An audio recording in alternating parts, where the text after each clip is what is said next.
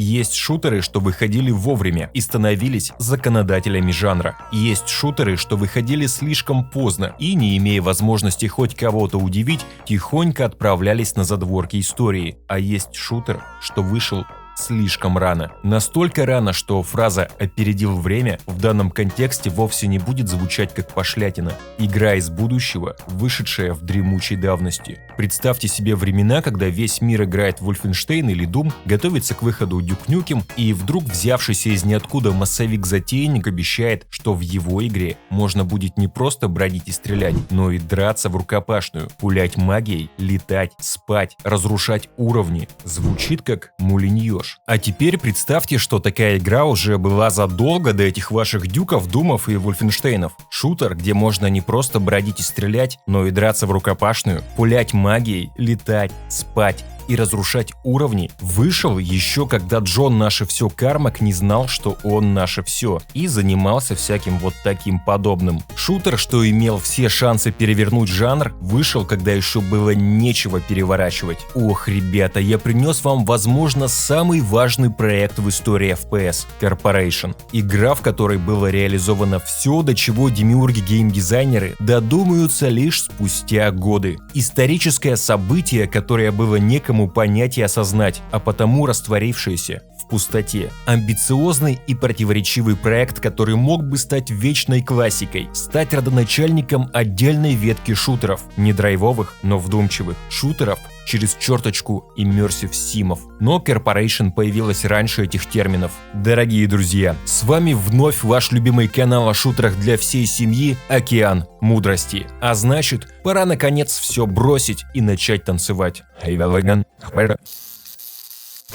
Знакомые с историей жанра вам расскажут примерно следующее. В стародавние времена, на заре появления компьютеров, в 70-е там что-то уже было, что-то сверхкрутое, передовое, даже мультиплеерное. Но дальше стен спецучреждений это что-то не просачивалось. В 80-е шутеры от первого лица все же вроде как зародились еще разок, но не сказать, что утвердились и прижились. Ныне живущими ревностными почитателями ретро-гейминга, выросшими на всякой постсовдисковской казуальщине, все это архаичное роскошество игнорируется. Стоит предупредить, что к шутерам от первого лица я не отношу игры про самолеты, танки и бурильные установки. Так вот, мейнстримная игровая история жанра FPS предлагает примерно такую хронологию. Что-то там, может быть, когда-то там и выходило, неважно. А вот в начале 90-х могучая кучка гениев показала миру Ховер-танк, Катакомб и Wolfenstein. И все сказали «Ух».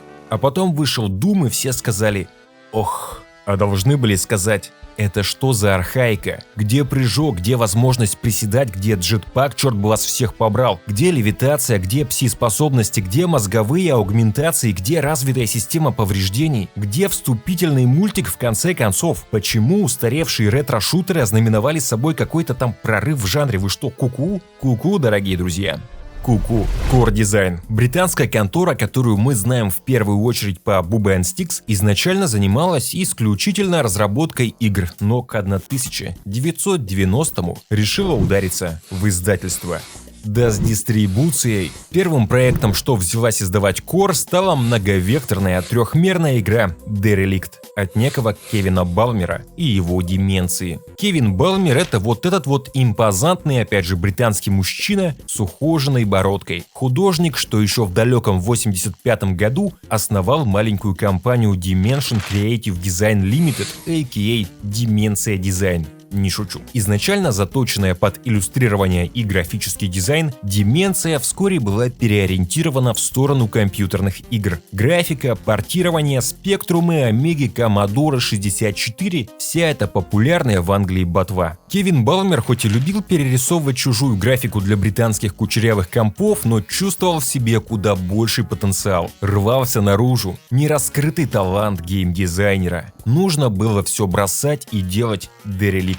На ваших экранах Dungeon Master. Старинная игра, имеющая, казалось бы, минимальное отношение к шутерам от первого лица. Балмеровский Derelict по задумке. Это как Dungeon Master, только про космос, если вы понимаете, о чем я. Но это уже не муторная тягомотина в жанре слайд-шоу, а быстрая, дерзкая, как пуля, резкая, реалистичная, кайфовая приключенческая игра с огромными спрайтами внутри трехмерного окружения. Все по-настоящему. Ключевой термин здесь – фотореализм, утверждал Кевин Балмер. Герой прибывает на огромный заброшенный космический грузовой корабль, захваченный пришельцами, и начинается. Идея хоть в некоторой степени и шальная, но пригожая. Потому Кевин Балмер носился с ней на протяжении года по всевозможным издательствам, и все ему говорили «пошел вон». Но вот новички из Core Design, где реликту отнеслись с куда большей деликатностью. Звучит круто. Издаем, решили они. А знаете, я тут подумал, заброшенный космический корабль, ну это шляпа же. Корабль это же что значит? Что исследование будет невероятно скучным, сказал однажды старик Балмер. А вот десяток этажей офисного здания, это уже звучит как заявочка на самый разнообразный визуал всех времен и народов. К черту космос. Мутим киберпанк. Тем более к выходу готовился настоящий Dungeon Master про космос. Сеттинг должен быть уникальным и запоминающимся, несравнимым и несравненным. Итак, анонсированный дереликт в кратчайшие сроки стал Corporation.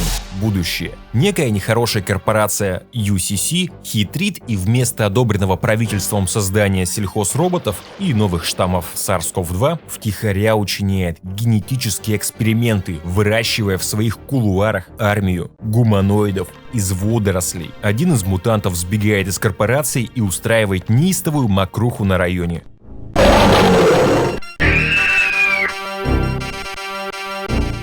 Правительство решает действовать тайно и отправляет секретного агента из секретного агентства Зодиак разнюхать, чего там в этой корпорации такое вообще происходит. И если что, незаметно умыкнуть эмбрион местного генно-модифицированного кыштымского карлика, дабы воспитать его как родного сына. Сюжет и концепт есть. Осталось найти команду разработки. Вот это вот Билл Аллен, программист, что уже успел поработать с Кевином над Gauntlet 2, Микки Маус и в конце концов Galaxy Force 2, где умудрился прохавать прото-3D-графику с самого низа. «Раз ты такой умный, Билл Аллен», — сказал однажды Кевин Балмер, «значит мы с тобой сейчас и сделаем шальную игру моей мечты. Многоуровневый трехмерный киберпанк RPG-шутер, куда мы напихаем термочувствительных камер, газовых ловушек, ясновидение, левитацию, комплексную систему повреждений, и все это можно будет проходить разными способами. Мы это все вдвоем сделаем, да? И ты в это время параллельно будешь отвлекаться от проекта всей своей жизни, чтобы еще и работать с какими-то другими ребятами над Resolution 101, правильно? И, кстати, а почему твоя контора вообще называется Деменция? Короче,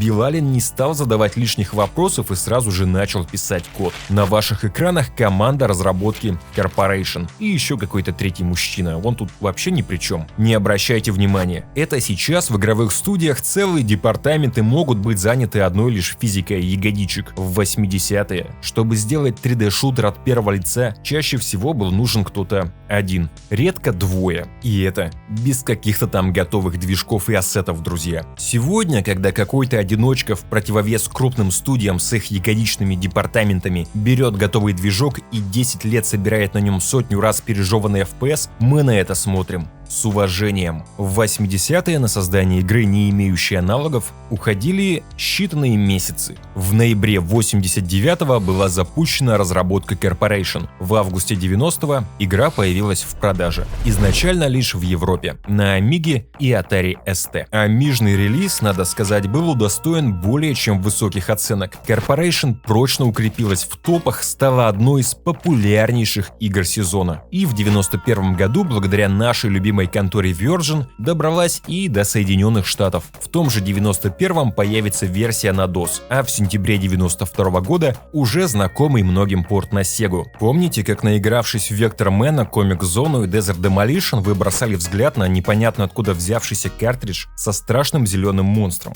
Я помню. А помните, как спустя пару минут наступало понимание, что лучше уж играть гармонь смотреть, чем вот это? В детстве я верил, что существует некий взрослый крутые парни, что умеют играть в Corporation и заодно в Syndicate. И пока мне просто недостает жизненного опыта. Шли годы. Сегодня я большой. Как говорил поэт, усы, долги и цели. Syndicate давно пройден. Чувствую, пора. Тем более хвалебные рецензии обещают, что познание Corporation пройдет безболезненно.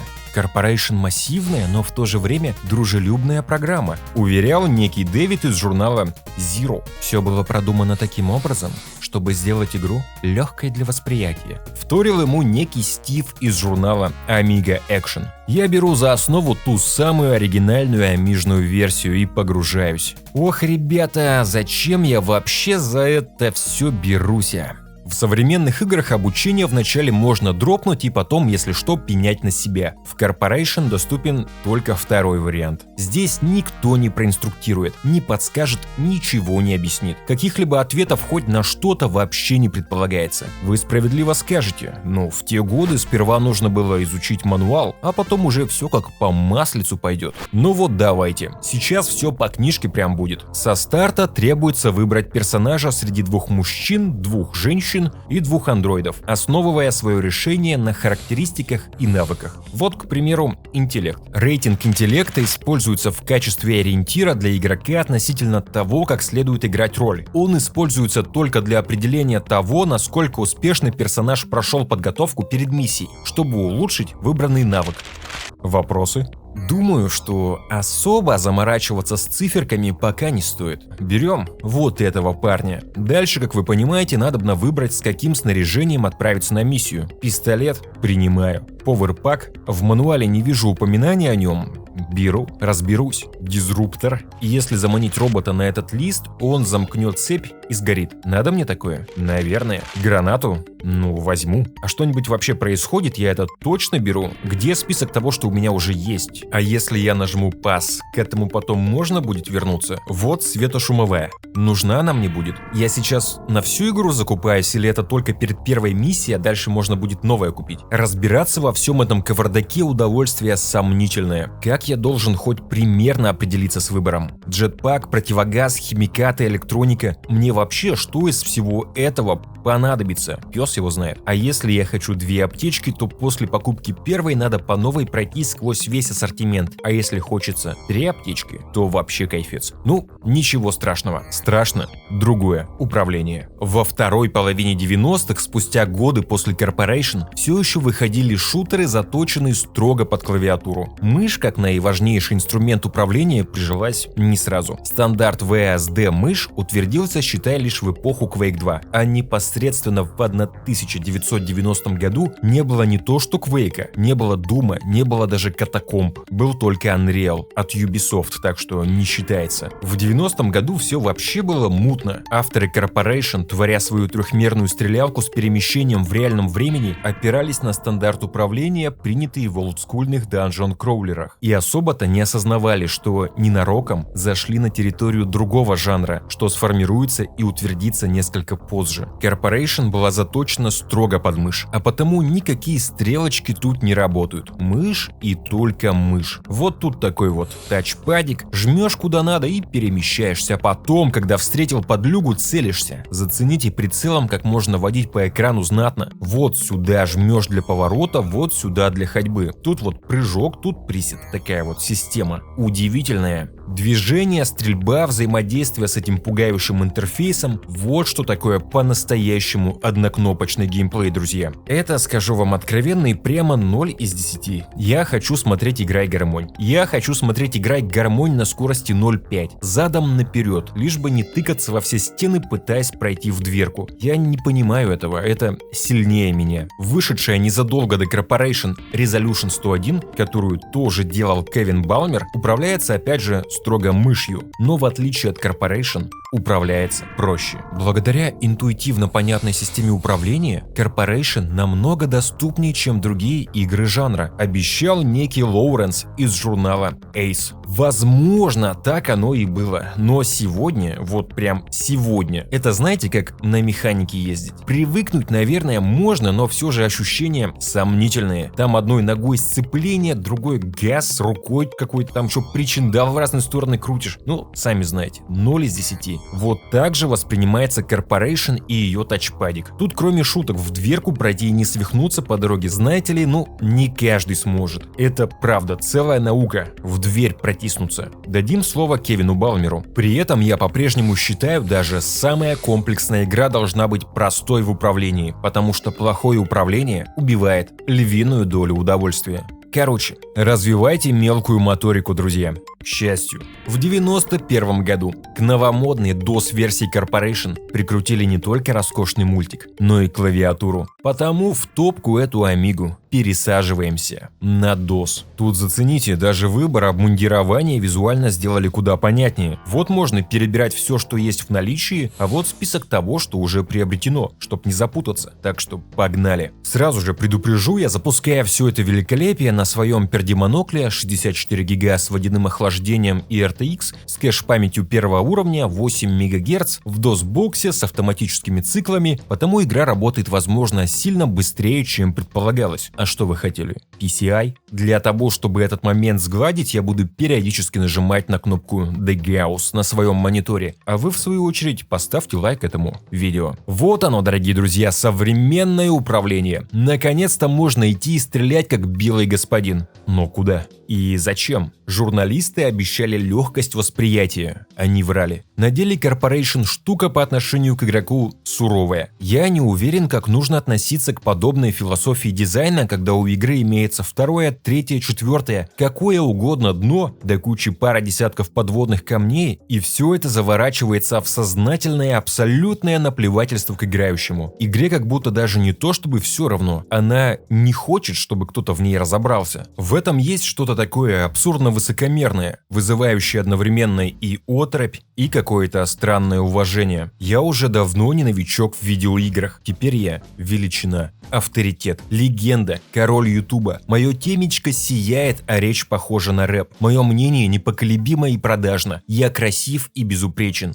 Я океан мудрости. Но запуская Corporation, я снова превращаюсь в 7-летнего. Эта игра возвращает меня в детство, но вызывает не какую-то там приятную ностальгию, а дарит примерское ощущение, что я себя подвел, так и не став взрослым парнем. Как в это играть? Куда тут нажимать? Какие-то квадратики, какие-то циферки, где тут что? Куда идти? Но разве есть место страху в душе гусара? К счастью, я выбрал в самом начале пушку под названием Ган-1, и походу я стреляю прямо из нее. Надеюсь, что это Ган-1. Привычные нам стволы, торчащие откуда-то снизу, стали появляться в играх как раз на рубеже 80-х и 90-х, и, увы, не успели добраться до Corporation. Если пушек у вас полные карманы, то понять, где какая, наверное, невозможно. Ничего не подписано, если вы по картинке не запомнили, что есть что, то остается довериться интуиции. Зато здесь есть вот такой огромный мистер Краби. Видали такого? И система ближнего боя. Вот вы мне напишите в комментарии, где еще можно было свободно перемещаться в пространстве и бить роботов кулаком. От первого лица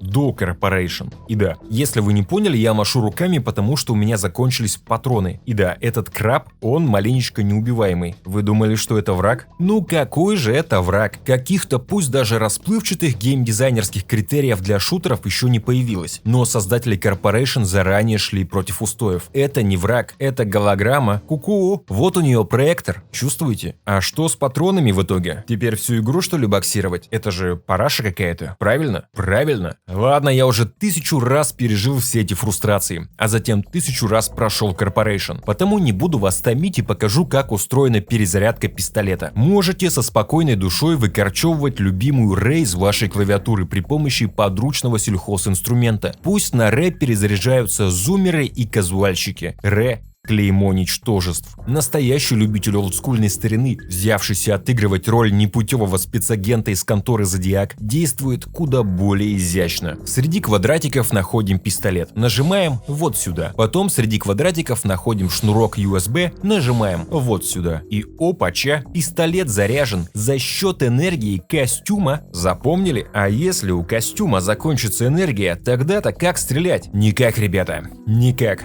Но костюм можно зарядить. Опять же, среди всех квадратиков. Квадратики — это кармашки, если что. Находим компьютер. Похож на компьютер. Не перепутайте с вот этим вот. Это не компьютер. Вот компьютер. Если его включить, он покажет карту уровня. Включается он вот так. Запомнили? Вот включается. Вот выключается. Все понятно. Уверен, что все. Тогда вопрос. Почему вот сейчас не включается компьютер? Минута на размышление.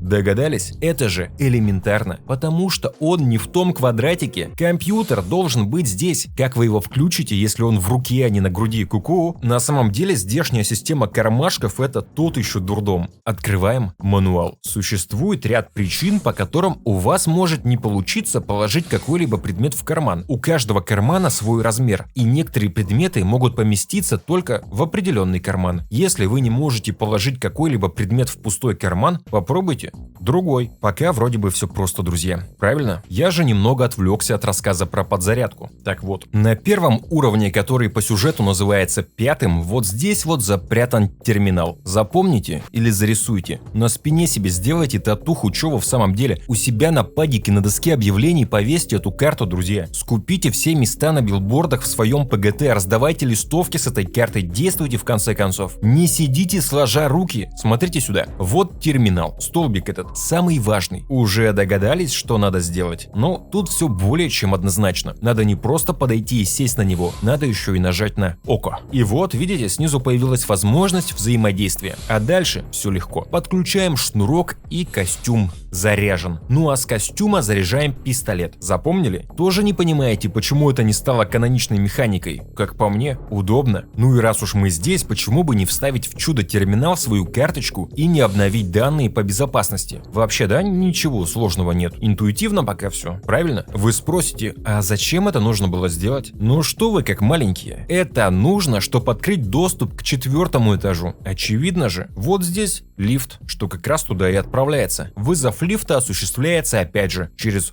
око. Выбор этажа тоже. И да, если вы в самом начале не купили компьютер, то ну удачи чё. Ориентируйтесь как хотите. Вот по умолчанию компас есть и часы. Они вам явно помогут. Если вы по компасу не понимаете, то просто запомните, где мох, там север. А часы я не знаю, зачем нужны. Вообще для того, чтобы четко понимать, что нужно брать с собой на миссию, я бы рекомендовал... Готовы? Я бы рекомендовал предварительно хотя бы разок пройти игру. Звучит как бред, но тем не менее. Это Corporation. Миссия здесь всего одна. Выбор снаряжения возможен лишь раз. Набрал с собой пистолетов и джетпаков, но не взял комп? Мне за тебя стыдно. Иди играй в Doom, школьник. Ты пока не дорос до шутеров. Corporation — это смесь из зубодробительного экшена. Пау-пау-пау-пау. Круто. И великий простор для исследования, где легко потерять голову от переизбытка средств для этого самого исследования. Каноничный способ игры в Corporation подразумевает собой слепое изучение этажа и параллельную зарисовку всего увиденного в тетрадку. Только имея перед собой заранее нарисованную карту уровня со всеми пометками, можно выдохнуть и наконец-то начать играть. Я сперва исчертил все бумажки дома, потом взялся за Photoshop. Вообще красота. Это я сам сделал. Сам. Стоит сказать, что в старинных журналах можно было найти уже готовые схемы, но наиболее наглядные пособия изготовил автор канала Брюс В. Единственный из всего интернета, кто понимает эту игру от и до, и к тому же способен научить страждущих. Если бы не его ролик, я бы не мог себе позволить так изящно оскорблять щеглов, не прошедших Corporation. Вечное уважение его каналу от канала для всей семьи. Но его видео посвящено сеговскому порту. Вот карта первого AKA 5-го уровня на Сеге. И вот она же на компьютере. Чувствуете? Да, ребята, тяжело. Но потом все, к счастью, становится более-менее идентичным. Сеговская версия на самом деле может считаться чуть ли не читерской, благодаря своему мануалу. Вот смотрите, это вот что, по-вашему, я такое нашел? Пес его знает. Откроем оригинальную документацию. И как мне эти несколько десятков страниц текста могут помочь ответить на вопрос, что это за штуковина такая? А в сеговском мануале вся писанина сопровождается картинками. Упростили все. Для зумеров, не иначе как. Или вот смотрите, процесс поднятия поднятия предмета в оригинале. Считаем количество действий для этого. Подошли, включили око, пытаемся донести до кармашка. А вот Sega. Подошли, подняли. Это что вообще такое? Это для кого? Или вот старт игры. Все, это старт игры. Вы скажете: эй, парень, а где выбор снаряжения, где вот это все крутое и хайповое, что ты только что показывал? А нету здесь этого по умолчанию. Выбор снаряжения, момент здесь сугубо опциональный. Можно играть с заранее предусмотренным походным набором. Очень удобно. Но самая бессовестная казуальщина проявляется на мини-карте. Видите? Мигает. Это, дорогие друзья, подстава подстав. Это уже предательство по отношению ко всем фанатам шутеров через черточку immersive симов. Это вот как помните 28 сентября 1998 года, когда Брэд Харт кинул Стинга? Вот такое же тут отношение к нам, к хардкорной публике. Обозначено у них, видите ли, на миникарте, куда идти. Полная бушмановка. Сеговский порт, короче, игра для тех, кто любит, когда все удобно. Но вернемся к сути. Как там сейчас принято? Находим красный ключ, открываем красную дверь. Находим синий, открываем синюю. Вот эта схема, это же, для приматов, для мышей, для птиц, может быть, даже. Дождевые черви в лабораторных опытах с подобными заданиями справляются за доли секунд. Примитив, чисто зачатки разума проверить у животинки. Даже парни из студии порой справляются. Corporation все же игра не для слюнтяев и персонажей фильма «Идиократия». Тут надо репу чесать, начесывать, прям ногтями, прям под скальп порой погружаться, чтобы суть понять. Это еще хорошо, что я вас перезаряжаться научил. Нету здесь красных ключей, друзья, но дверей запертых. Тьма. Как быть? Вот смотрите, натыкаемся на кодовый замок, убеждаемся, что в кармашке есть электронная отмычка, нажимаем и вуаля. В противном же случае идем эту самую отмычку искать. Или начинаем игру заново и покупаем оную заранее. С отмычкой можно горы свернуть, только код воздушного шлюза она не берет. А это единственный путь на автостоянку, склад и цокольный этаж. И как тут быть? Я научу. Короче, это вот что такое? В оригинальном мануале, я напомню, картинок нет, потому надо как бы самому допереть, что это сканер голограмм. В магазине его не купить, потому нужно где-то найти, а к нему заодно найти и дисочек. И затем путем нехитрых манипуляций цифры заветные увидеть воочию. Чувствуете? А как быть тому, кто ни отмычки, ни сканера не имеет? В код уперся и все же игру пройти мечтает. Нет ничего невозможного, ребята. Достаем листочки в клеточку и начинаем играть по-крупному. Будем отмыкать дверь путем подбора. Видите?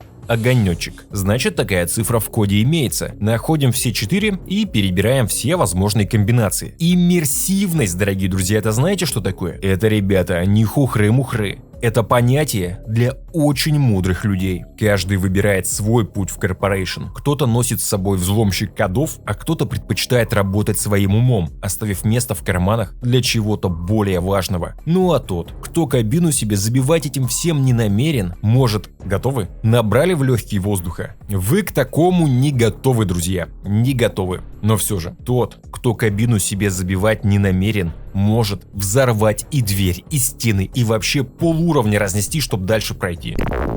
Круто? Круто. Это 1990 год. В Corporation можно взорвать любую понравившуюся стену. Спустя 11 лет подобное станет чем-то вроде откровения для всей игровой индустрии, революцией спустя 11 лет. Так вот, не обязательно соблюдать всю эту лабиринтообразную запутанность. Путь можно сокращать и упрощать, видоизменяя уровень под свои цели. Еще раз уточню, взрывать можно. Непомеченные трещинами специальные участки специальных стен взрывать можно. Все. В эпоху Build Engine взрывы стен с заранее прописанными триггерами казались глотком свежего воздуха. Старик Балмер придумал все задолго до. Его философия дизайна подразумевала полную свободу. Не поиск секрета, где уровню разрешили чуток преобразиться, а возможность менять уровни на свое усмотрение, здесь и сейчас, в реальном времени.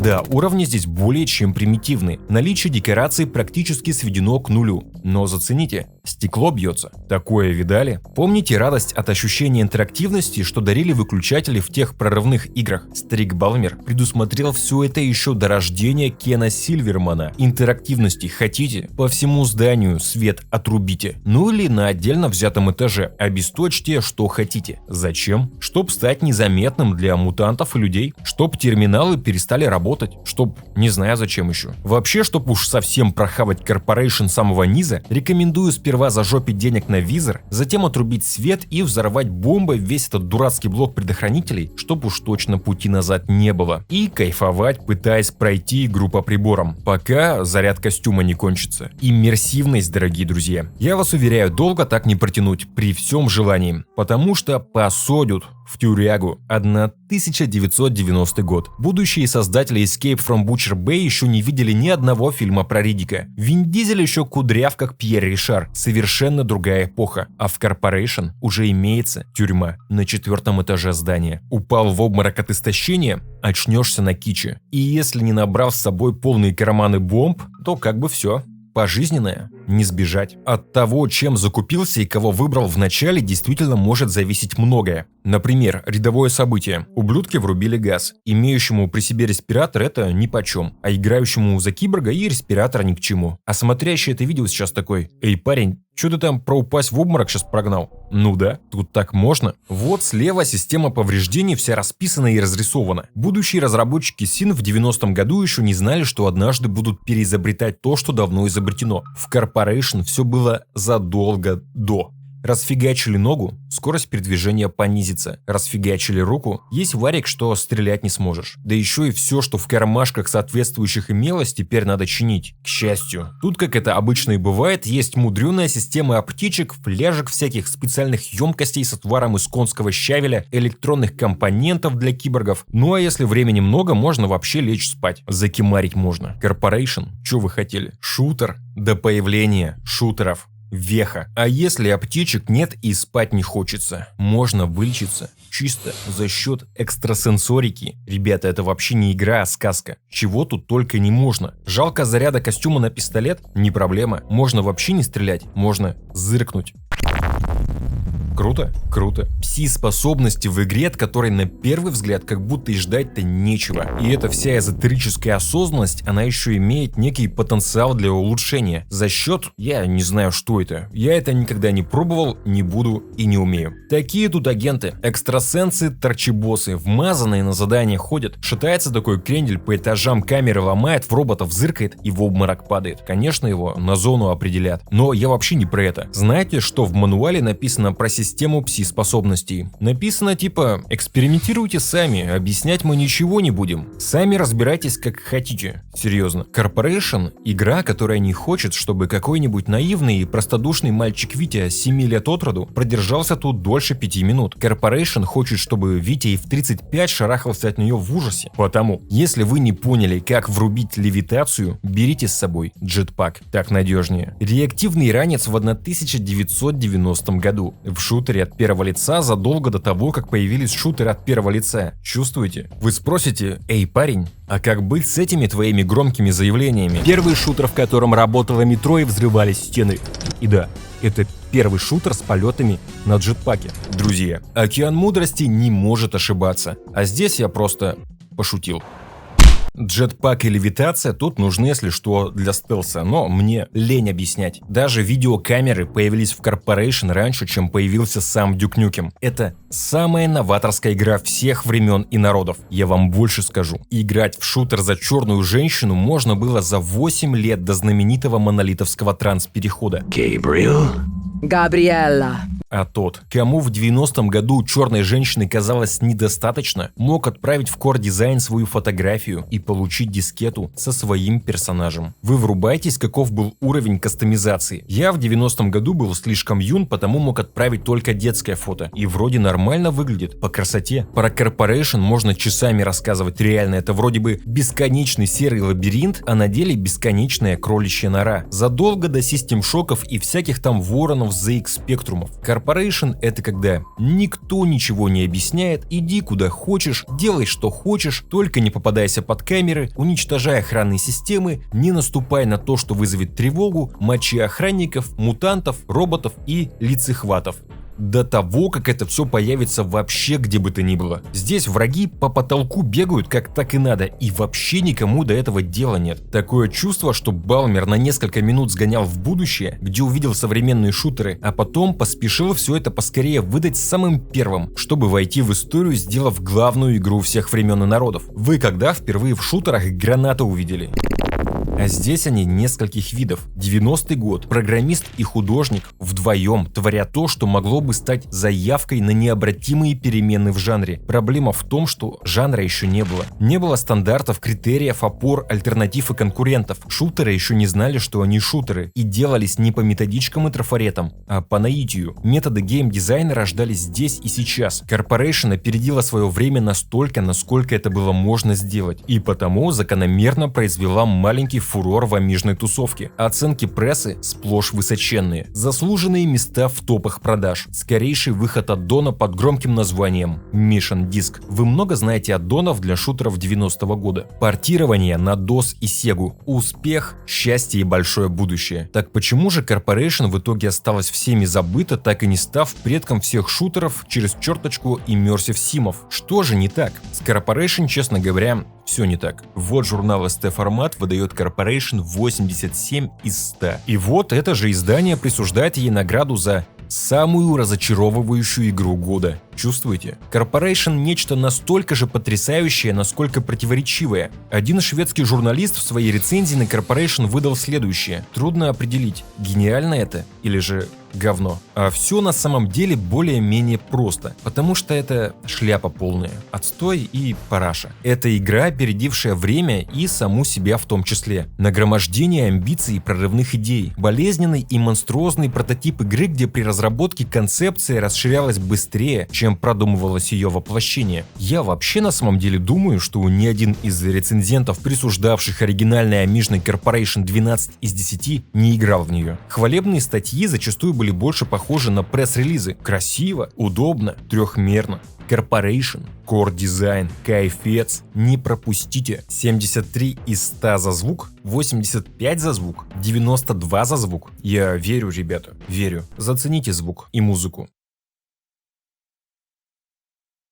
Давайте танцевать, ребята. Это же очень атмосферный саунд. Чувствуете? Почти как наша любимая песня. Дорогие друзья, данный ролик вышел благодаря отчаянным парням и сердобольным дамам, что поддержали канал материально. Только благодаря вашей поддержке я могу творить эту магию. Это чарующее великолепие, что я называю передачей. Океан мудрости – ваш источник долголетия. Всех, кто подписался на мой бусти, я благословляю. Дай вам Бог здоровья. Но больше всего здоровья, конечно, надо пожелать Амацу и Никите Шевцову. Именно этим людям я говорю. Легенды, спасибо за детство. Пусть мудрость ваша будет непоколебима, как мудрость Дмитрия Соловьева. Спасибо, ребята, вы потрясающие.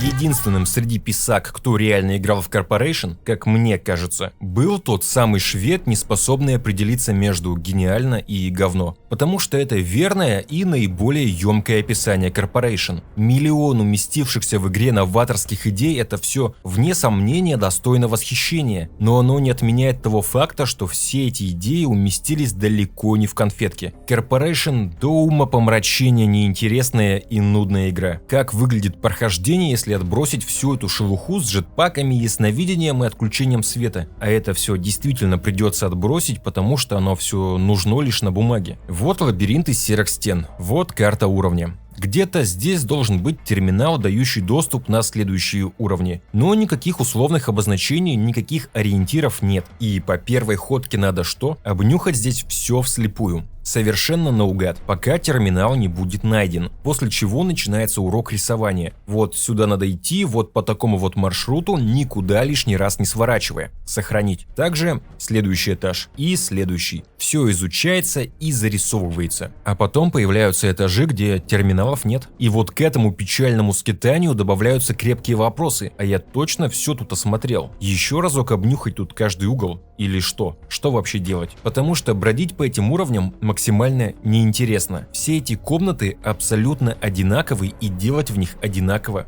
нечего. За дверью с кодовым замком может скрываться абсолютно пустая комната, нужная лишь для того, чтобы еще сильнее затормозить и без того тормозящий игровой процесс. А вкупе с амижным управлением в этой конуре придется застрять надолго, как учил тот картавый Иосиф. Corporation — это медленное рутинное блуждание сквозь тесноту и пустоту. Наугад, что никак не может завлечь. Заряда все меньше и меньше, скоро вырубится комп, А без карты играть в это уже точно не будет никакого смысла. Ко всему прочему, добавьте к этому постоянное уменьшение здоровья. Да, персонаж тут дохнет просто так. Для этого не нужны враги. Corporation — это когда все нарочито мутно и непонятно. Цель игры — выкрасть эмбрион. Но даже если ты, мой юный друг, добрался до нужного этажа, нашел зародыш и поместил его в кармашек, что дальше-то делать? В современных играх надо просто всех убить и смотреть титры. В Corporation всех не убить. Босса нет, да и титры умещаются в несколько символов. А что с эмбрионом-то делать? Если вы напишете, что прошли Corporation в те бородатые годы, будьте уверены, вы врун, да будет проклята ваша душа. Итак, подсказываю. Игра начинается с 5-го этажа. Значит, надо и нести эмбрион куда? Правильно,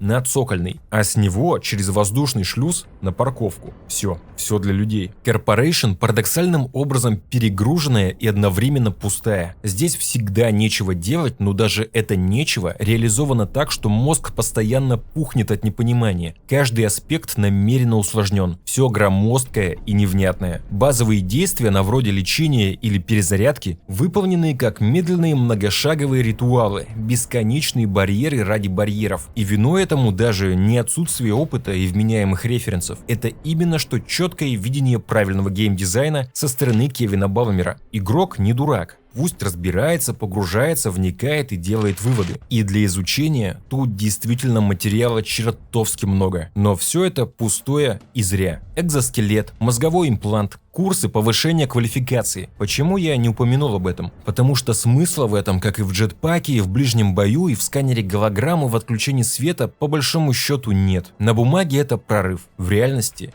более чем странно. Corporation значительно опередила время. Шутер, выросший из данжон-кроулеров, заведомо замороченный и недоступный. Шутер, выросший вообще не на шутерном поле. И в то время конкурирующий лишь с чем-то вроде Castle Master. Шутер, имеющий в своем распоряжении ближний бой, гранаты, джетпак, пси-способности, некую нелинейность, возможность видоизменять структуру уровня, прыжок и присед, набор механик, что появится в FPS только спустя годы. Чтобы достичь уровня Corporation, жанру придется пройти полный путь эволюции, взяв за точку отсчета что-то куда более примитивное. Идеи, заложенные в Corporation, будут заново переизобретаться позже, но уже постепенно, по очереди, более вдумчиво, проработано. Сперва нужно было откатиться назад, отказаться от всего, чтобы игры с передвижением и стрельбой в первую очередь были интересны своими передвижением и стрельбой. Жанр пошел по естественному пути, от простого к сложному. Corporation же с наскока заскочила в будущее, и вместо того, чтобы стать стандартом, оказалась забытой тупиковой веткой, утонув под тяжестью своих амбиций. Но в 90-м году пресса в унисон твердила, что это хит номер 1. Потому моментально в продажу поступил до кучи и аддон Corporation Mission Disc, в который, подозреваю, играл один я. Ну, на самом деле, не просто представить, кому захочется скитаться еще по пачке лабиринтов сквозь тоску и безнадегу, чтобы найти там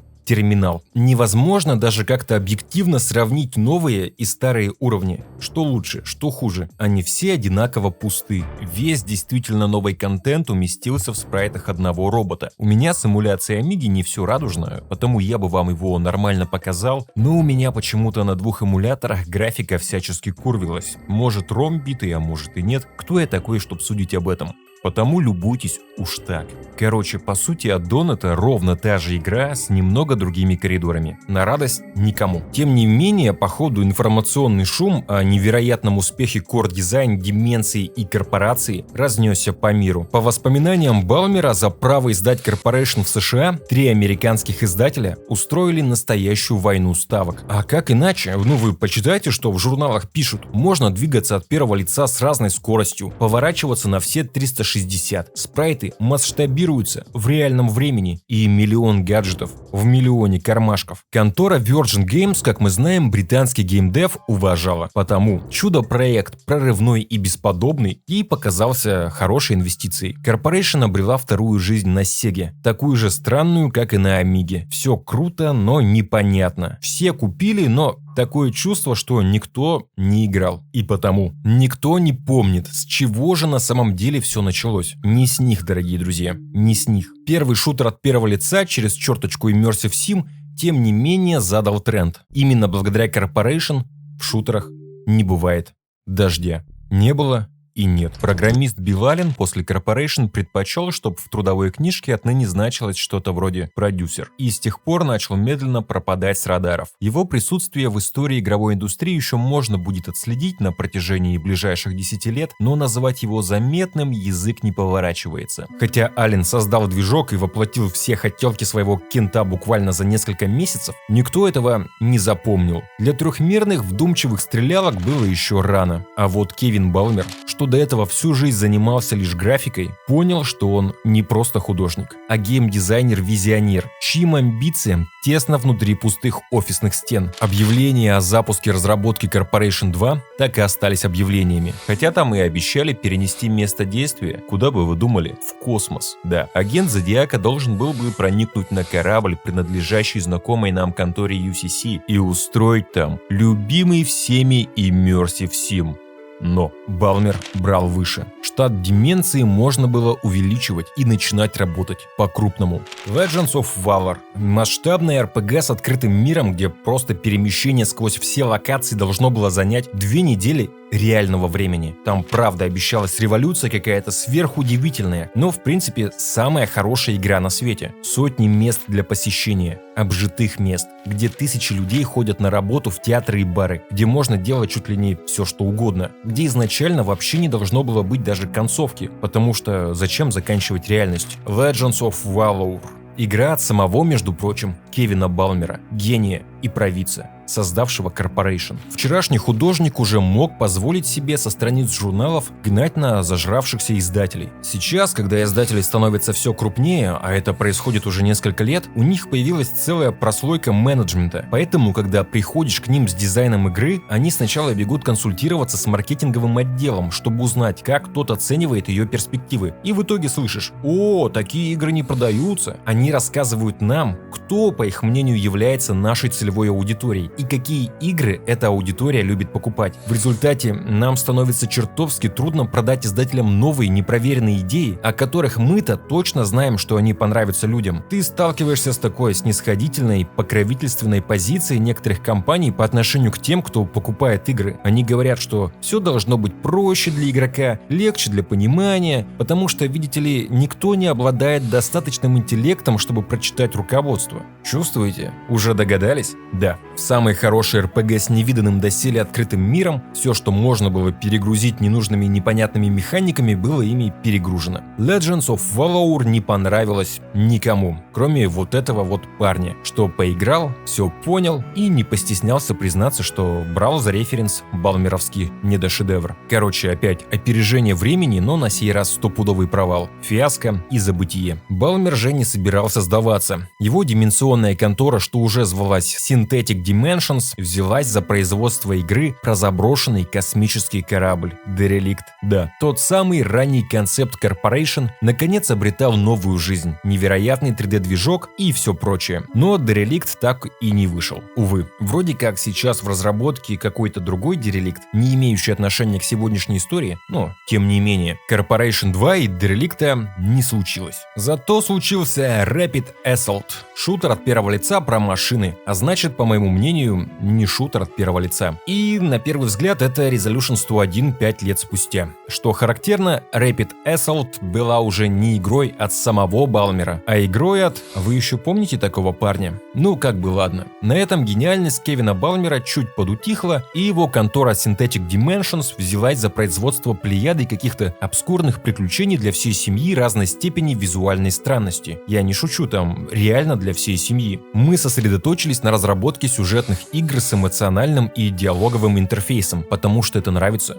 всей семье. Люди воспринимают игры как мужскую цитадель, но 40% аудитории женская. В общем, игры для всей семьи от Synthetic Dimensions странны, но тем не менее, наверное, очень хороши. Слово Балмеру. С 1987 по 2000 год мы сосредоточились на компьютерных играх. За это время мы разработали 14 игр, все из которых вошли в десятку лучших. 9 из них заняли заняли первое место. Напишите в комментарии, если вы играли в это. В 98-м еще были какие-то попытки вернуться на прежние рельсы и сотворить трехмерную RPG Зайтун про древний город, мифы, легенды, доспехи, магию и реалистичное воплощение жизни в интерактивной среде. Но, увы, отбой. Последней игрой, что вышло из-под пера Балмера и компании, явилась «Готовы? Сейчас будете смеяться 5 минут». Узнали? Согласны? Эд Хантер про Iron Maiden. Создатель шутера через черточку Immersive Sim, опередившего время, поставил точку в своей игровой карьере проектом про группу, что даже не прошла рэп-мьюзик. Это вообще хохма, конечно. Подписывайтесь на мой телеграм-канал, кстати, там у меня единственный во всем интернете фан-клуб группы Iron Maiden. Эд Хантер отхватил настолько низкие оценки в прессе, что создателям не удалось найти ни одной одобряющей цитаты, чтобы прикрепить ее к описанию игры на официальном сайте Synthetic Dimensions, и потому она как будто стоит особняком среди стопроцентных хитов. При этом, что характерно, Балмеру отдали делать Эд Хантер после того, как там другая контора уже сделала эту игру, и она всем показалась шляпой. Худо. В общем, с играми после Iron Maiden Synthetic Dimensions завязала, переключившись на разработку некой системы по преобразованию 2D в 3D. Лентикулярные постеры. Знаете, что такое? Вот они. Ну, а про мультфильмы от Synthetic Dimensions не знает только слепой. Слыхали про Astronauts? Нечто среднее между Симпсонами и Звездными войнами. А про Goofy Ghouls? Слышали? Короче, амбициями, способными изменить мир, уже не пахло. В 2008 году Кевин Балмер объявил о возвращении в игровую индустрию, в мир, который он когда-то опередил. Возможно, он снова побывал в будущем и был готов сотворить нечто, до чего не могут додуматься сегодняшние гении геймдизайна, закончившие курсы в интернете. Кевин Балмер мог еще раз обогнать время, заглянуть куда-то дальше, написать новую концепцию видеоигр, для создания которой потребовались бы годы. Но время оказалось злее. В 2011-м Кевин Балмер умер от рака. Тихо, почти незаметно, так же, как и прошла мимо история и его самая смелая, самая дерзкая игра. Кевин Балмер практически в одиночку создал Corporation.